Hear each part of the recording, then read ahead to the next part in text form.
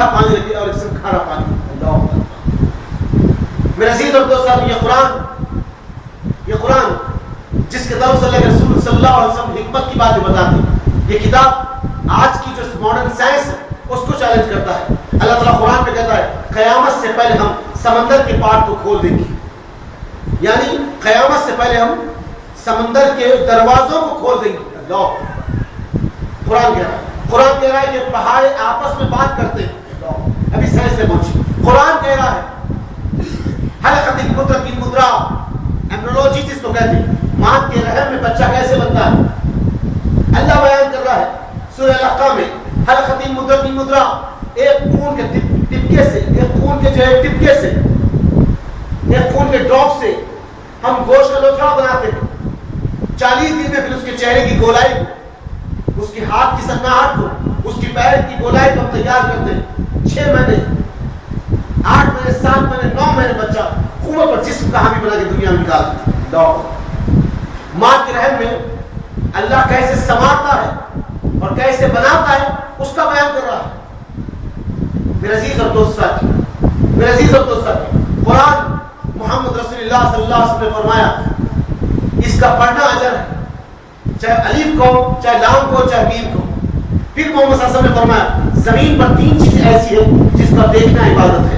صحابہ نے عرض کیا کہ رسول صلی اللہ علیہ وسلم 3 چیزیں زمین پہ کون سی ہیں جس کا دیکھنا عبادت ہے؟ آپ نے فرمایا کعبے کو دیکھنا عبادت، قرآن کو دیکھنا عبادت، ماں باپ کے چہرے کو دیکھنا عبادت.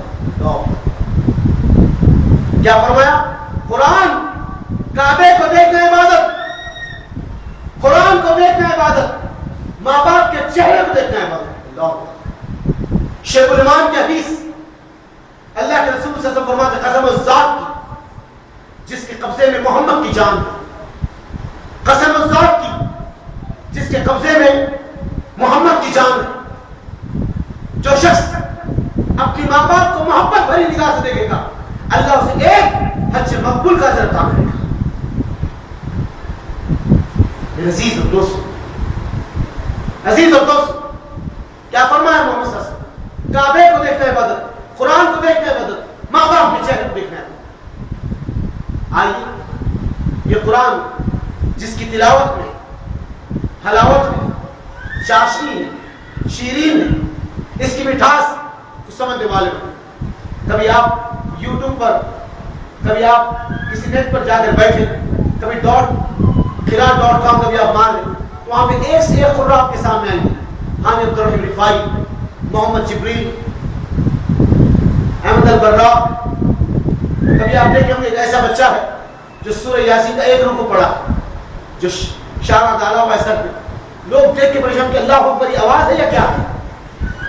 وہ شیرین زبان، وہ شیرین زبان. میرے عزیز اور دوست ساتھیو، یہ قرآن کی کچھ فضیلتیں تھی جو آپ کے ساتھ بتائیں. آئیے ایلیگیشنز آف قرآن. آج تک قرآن پہ جو تہمتیں لگائی گئی، الزامات گھڑے گئے اور اس کتاب سے مسلمان کو دور رکھا گیا. قرآن مجید سے ہم نہیں بلکہ ہمارے اپنوں میں بھی ہمیں اس قرآن سے دور رکھا ہے.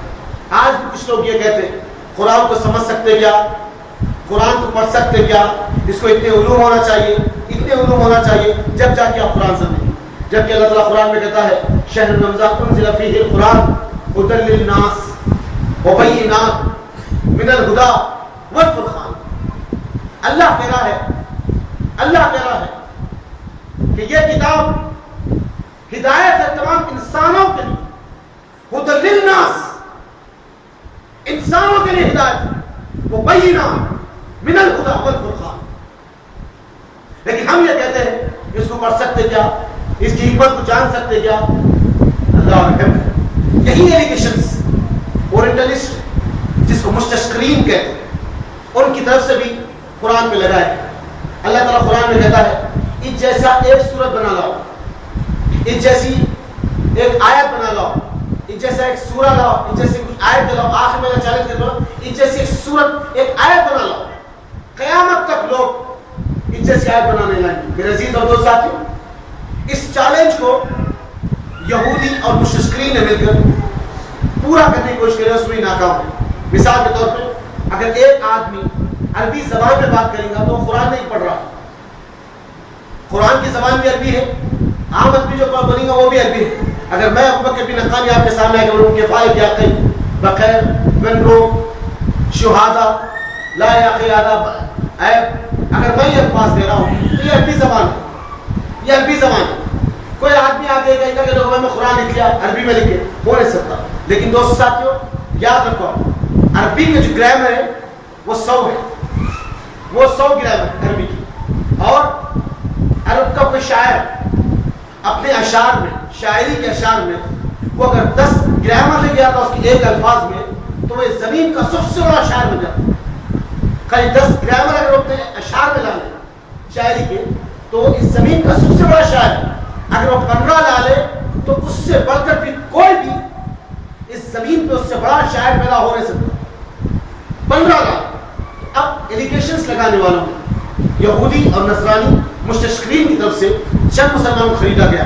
ڈاکٹر فادی جو افغانستان کا تھا اب امریکہ میں سیٹ ہے, اس نے کتاب لکھی, اس کتاب کا نام ہے 100. اس نے کتاب لکھی, اس کتاب کا نام ہے The 500 Errors in the Quran. قرآن میں 500 غلطیاں بازار میں کتاب ہے, اس کتاب کا نام ہے 500 Errors in the Quran. 500 قرآن میں غلطیاں. یہ ڈاکٹر فادی کی لکھی ہوئی ہے جو کہ امریکہ میں ولیم کیمل کے ذریعے سے ڈسٹریبیوٹ کی جاتی ہے. اس کے بعد اب نیا ریسرچ ایک بازاروں میں قرآن نکالی گئی یہودیوں کی طرف سے, اس کا نام ہے الفرقان.